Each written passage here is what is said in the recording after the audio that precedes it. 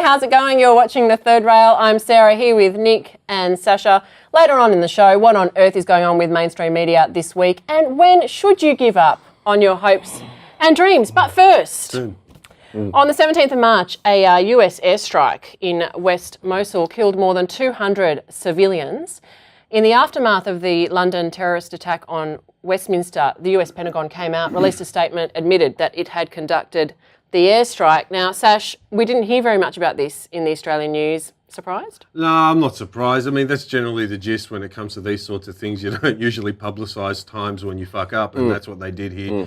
Well, that's what they didn't do, I should say. But I thought the numbers were pretty interesting there, because the US only owns up to 220 casualties from the time of 2014 in Iraq and Syria, whereas independent authorities who have got a better view of the numbers there are saying more than 3,000 have been killed. So, look, it's pretty much par for the course when you're talking politics and whatever. You're always going to try and hide the truth whenever it suits you, and this is no different. Well, you know, they I think that they even phrased it like, yes, we did conduct an airstrike in the area where that many people were killed. Like, you know, it was totally... But then again, you know, the war against ISIS is becoming more complicated because, you know, they're really, zeroing in on these guys, and it's turning into the small alleyways, the small streets, and it's just getting a lot more detailed. You know, well, that's the thing. And but then again, you don't know who did commit this. I mean, the US and Russia have pretty much buddied up and said they're going to do this together. And basically, of course, Trump isn't going to say anything. I think there was some problem with him in Yemen as well, with American soldiers over there. So he's pretty much steering clear of it. But I think we need to hear a little bit more about these sorts of stories, especially in Australia, because we heard so much about the London terrorist attack on Westminster. That really did dominate the airways. One thing that I was thinking about was, you know, the victims of these airstrikes were, I would imagine, mostly Muslims, right? So you don't really hear very much of those sorts of stories where the victims are Muslims, because that's just not a very popular, palatable kind of argument. And the problem that I have with not hearing this is, you know, on the one hand, you've got, I mean, these people are stuck in a war between Iraqi forces and ISIS. It's never ending for the Iraqi people too. It's never ending for them, especially right? for them. We need to hear those stories. We need to hear their voices. I mean, I find it really disturbing because, you know, on the one hand, these people are stuck there. You've got the US, the coalition bombing the hell out of the place. They try to get out. No one wants them. You know, Muslim ban. If you try to come to Australia, they put you in an island prison. And then we don't even hear their stories. I find it very disturbing. You know, and you can understand how the cycle of hate just keeps on recycling because, you know, they're not given a chance in the diaspora and also within their own countries, you know, within the Middle East there. I mean, they're getting pounded militarily and socially outside, you know, their native homes, they're also being bombarded by the media. They've also been mostly left to do it themselves. So it's ISAF, the Iraqi forces, and some Peshmerga. The Kurds. Yeah, the Kurds are going in there. Erbil is, I think, some 100 kilometres from Mosul or so. That's where... Erbil, is that the way that they would pronounce it, or is that the way you would pronounce it? He's trying. He's trying hard. Erbil? Well, how do you say it? How do you say it? I don't know what. Can you spell it for me? Well, it's spelled like herbal tea. Okay, you know. Erbil. I actually know a guy over there, and a journalist who's freelancing, and he routinely sends me appalling videos and accounts and photographs that I think would make incredible stories. He is forced to pretty much sell them to certain tabloids. And nobody's really been very interested in it. I can tell you that he is disgusted with the coverage that he's seen. A lot of it, he claims, is inaccurate. It'll be old. You've got network journalists who go over there on short sort of junkets and they sort of say, yes, I'm standing a mere 500 kilometres from the roads of Mosul. And he's been into West Mosul, I think, maybe about 5 times that I know of. And it's shocking, man. It's really, really bad. But the funny thing about it is, for me, I think that some of the material that he is getting would make really great news stories, but it's really hard to make people kind of care that much about it. It's been a long conflict. It's one that... But the thing is that the people that care about it, right, more so than everybody else, are deemed a danger to society by Western democracies. That's another reason why they're holding it back, I reckon. Anyway, I think that it's something that, I mean, I know that we have a proliferation of media available to us, so it's actually quite easy to be able to go onto, for example, US website. The New York Times did some stories about this for a couple of days in a row, so you can actually access it. But I just think that, I think we live in a global world. I think the Australian media has, a role to play in that, and we need to be informed about what's being done. Now, there is an issue about whether or not Australia was involved in these airstrikes, and I think the Defence Minister came out and said that there were no Australian planes involved, but they may have been. They're still investigating whether there were any personnel involved. We were there in spirit. But even if they weren't involved, this is still an issue that affects us because we have a very, very hot refugee discussion at the moment. We have people like Pauline Hanson, etc., demonising Muslim people. So I think that if people saw these sorts of stories, maybe you go, these people, they're people. Yeah. People like all of us. I think you're right. If there was hard-hitting reporting happening now, maybe, but probably not. But there's possible that might stick in people's minds a little bit more when they try and come out here, or when you have an influx of refugees later. If you don't have any conception of where they've came from, the shit that they've seen, and the fact that there's ISIS snipers just shooting kids for no real reason, that's not even the worst of it. It would be good to see more of it, I think. But it's not a radar. It's not a radar. London is. And just to play devil's advocate for a minute, fuck, I hate that phrase. I don't know why I said it, but you said it with a lot of gusto. Thinking about maybe my future ABC career, they love a bit of devil's advocate. Oh, they do. London does have more of a emotional pull for most people in this country. I kind of get why that gets covered so heavily, but I don't think it's a very good excuse. But can you sort of understand why when some Muslim people come out and say, well, 4 people died in London, 220 by your count died. Yeah, exactly. And yet you guys are going to sit here and harp on about the 4. Look, I'm saying one human life is equal to all. Totally. You know what I mean? Yeah, I don't want to try and belittle anything in regards to people dying and whatever, because it's all important. But you can sort of get a view of where they're coming from. You know what I mean, and where their anger is coming from. Yeah, because exactly. In Islam, if you're Muslim, you're a Muslim brother. You know what I mean? You're a Muslim sister. So there's a heavy linking there, regardless of family ties and whatever. Their religion ties them together immensely, and I think we've got to take into account the emotional toll it's having on a lot of people, and not only Muslim people, but everybody else, but particularly Muslim people, and the way that that's going to affect them moving on, and the way that we cover it, or the lack of covering of it by us, and how that's going to affect everyone. Yeah, this is part of the marginalisation. That's right. Yeah, exactly, exactly. Well, it's certainly food for thought. So it's been one of those weeks in mainstream media, both here and overseas. I thought we'd start with overseas first. Earlier this week, the Daily Mail ran a story about a very important meeting between British PM Theresa May and Scotland's First Minister Nicola Sturgeon, and their discussions about Brexit and how it's going to affect the relationship between the countries. Is that what their article was about? It certainly was. Well, I'll show you a clip of that right now.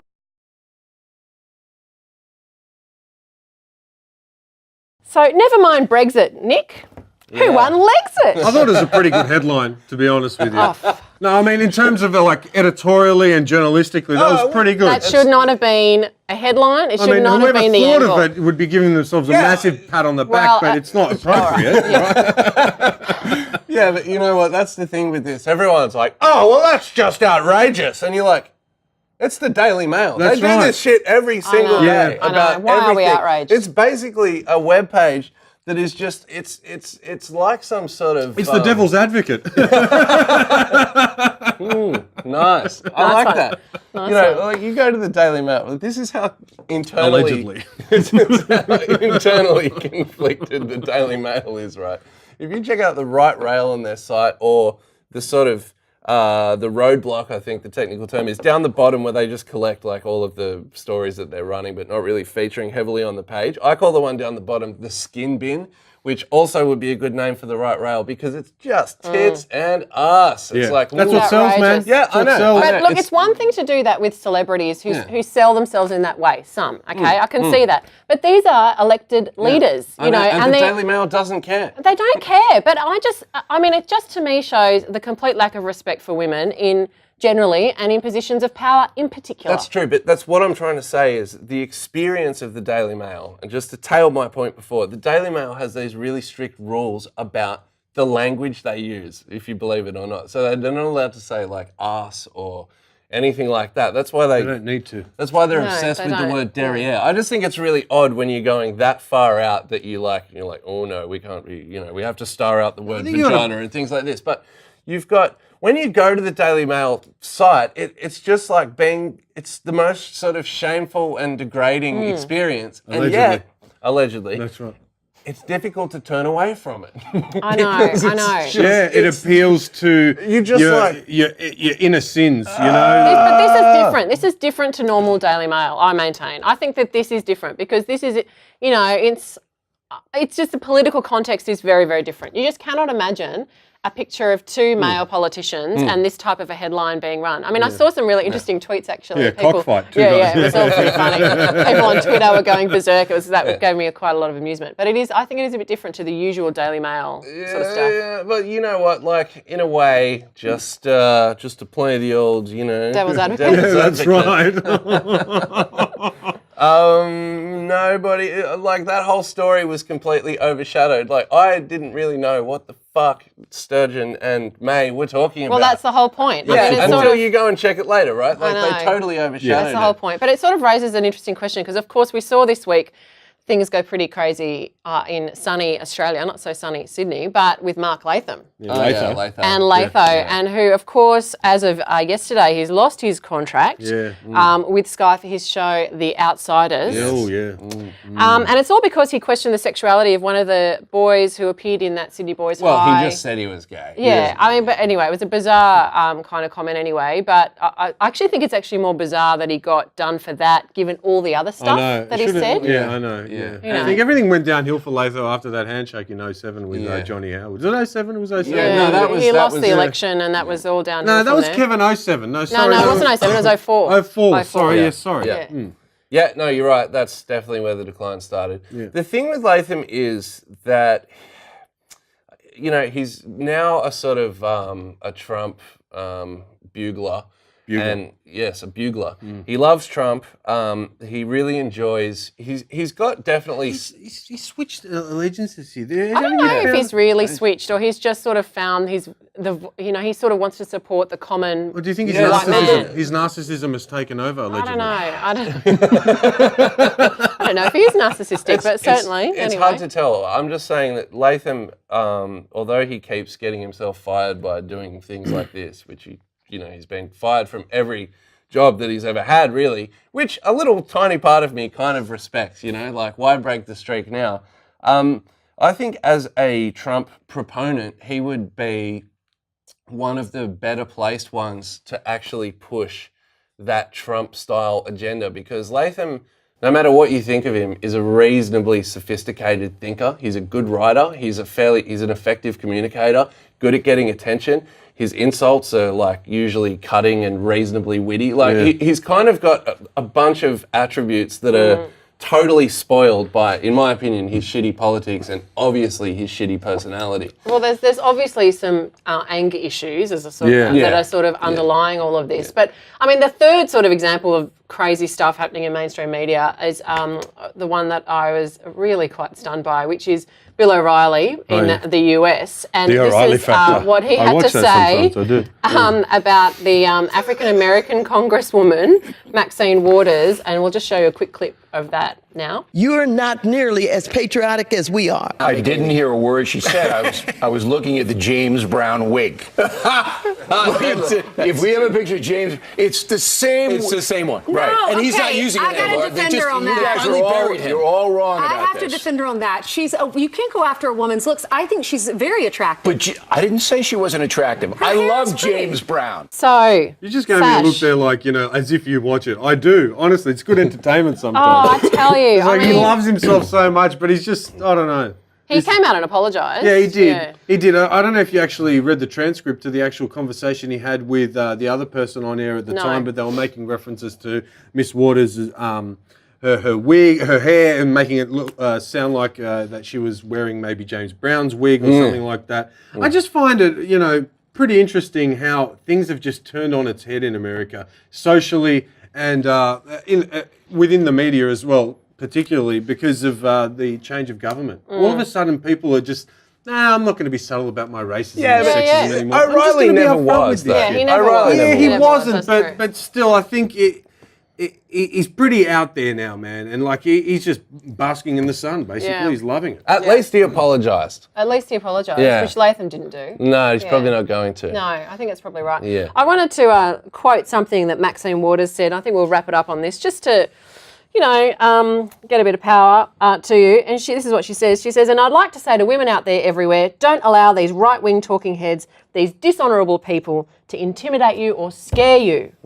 Be who you are, do what you do, and let us get on with discussing the real issues of the country. Yeah. Hats off to you, because that's something that I think that mainstream media are just really letting us all Yeah, I think everyone's just given up on actually, harping on about the negativity surrounding Trump. It's quite exhausting, you know what I mean? No one really wants to hear about this shit anymore. I don't even really want to fucking talk about it, to be honest with you. I know. We want to talk about the real issues. So on that topic, we might just wrap up our Let's chat wrap about up. the mainstream media and Shall move we on just- to a real issue, I think.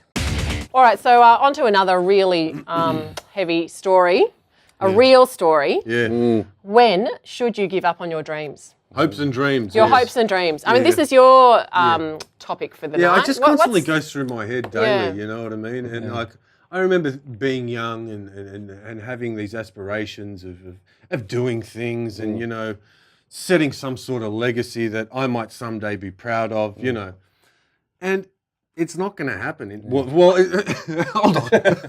What was that face? You're so young, you're so youthful, so energetic. You just smell it, man. He's It's not in the that air. young. It's not going to happen, And You were I think stupid it's to like, think when that. do you pick the time? When do you pick the time to say, okay, this is time to settle now and stop trying? Never. Never. What do you think? I think I'm on your Yeah, side here. yeah. I think about it every day.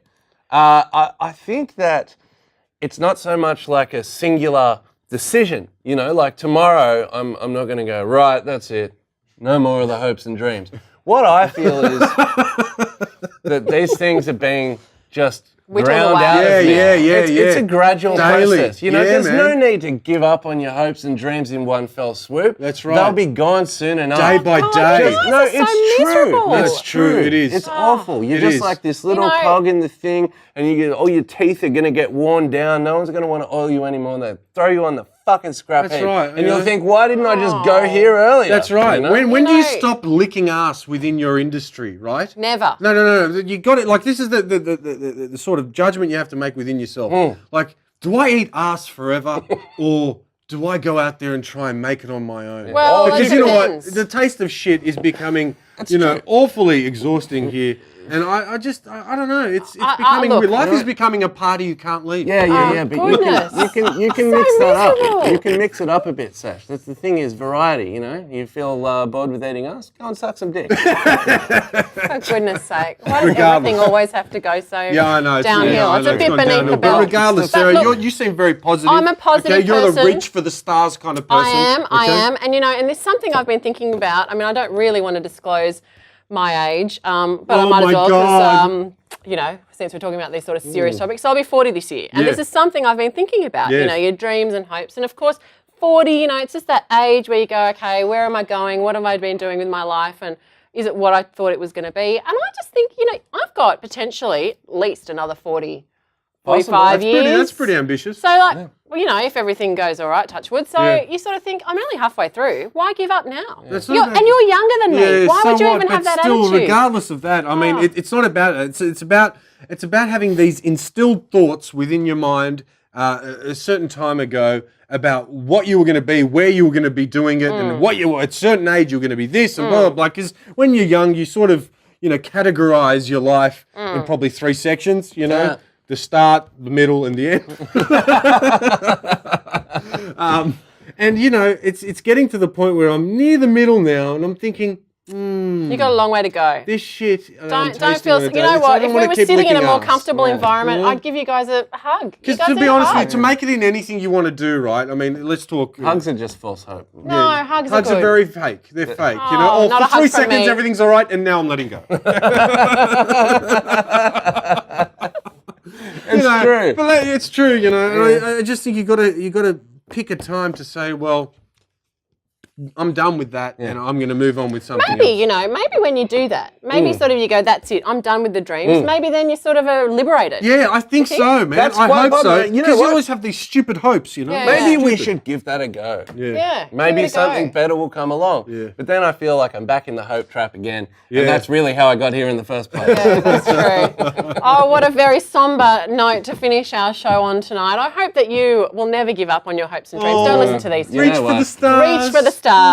Take it from Be us. who you are, as Maxine Waters said so eloquently earlier tonight. So thanks very much for watching The Third Rail. We'll see you next time.